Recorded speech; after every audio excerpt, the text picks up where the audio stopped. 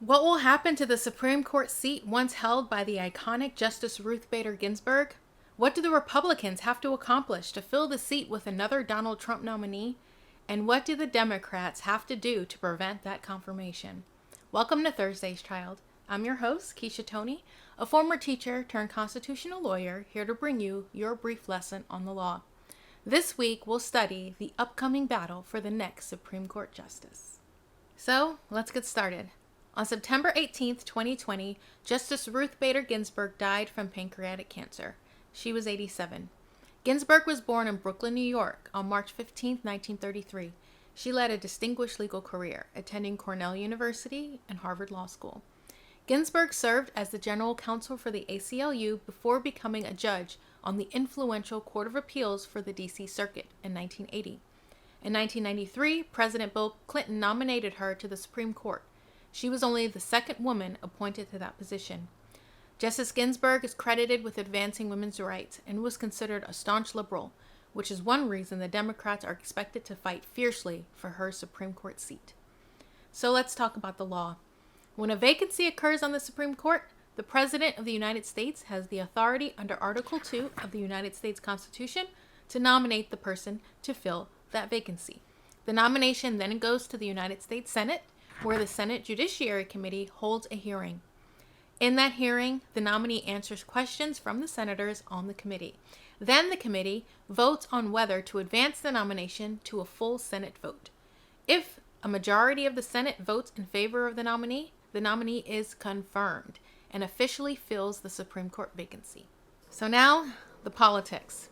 Now, Ginsburg's empty seat gives the Republicans the chance to solidify their hold on the Supreme Court by confirming a third Trump nominee, giving conservatives a 6-3 majority.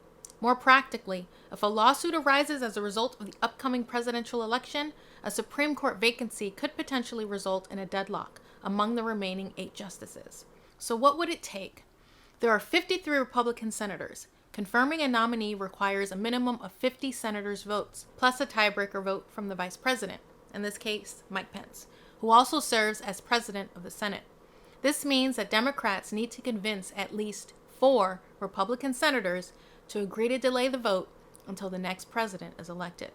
Democrats will likely focus on these Republican senators: Susan Collins, Lisa Murkowski, and Mitt Romney. Now, Collins votes on both sides of the aisle, and Mitt Romney was the only Republican senator to vote for President Trump's impeachment. Now, the Democrats are also likely to target Senators Cory Gardner, Lamar Alexander, and Pat Roberts. Now, Senators Murkowski and Collins have already said that they would not vote until after the election. So that's 2 down, 2 more to go for the Democrats. But is there any time for this? Well, the heavily contested nomination and confirmation process for Justice Brett Kavanaugh took 89 days. There are only about 40 days left until the election. So if the Republicans are going to get to the Senate floor for a vote, they're going to need to move fast. And the Democrats are going to use every tactic possible to stall. So, as a religious liberty lawyer, I found Justice Ginsburg's opinions and dissents to be frustratingly brilliant. But I know that her work has contributed to my position as a constitutional lawyer, and because of that, I will always be grateful for her. But as for the politics between the Democrats and the Republicans to fill Ginsburg's seat, the goal of politics is to win. So expect to see a bloody battle.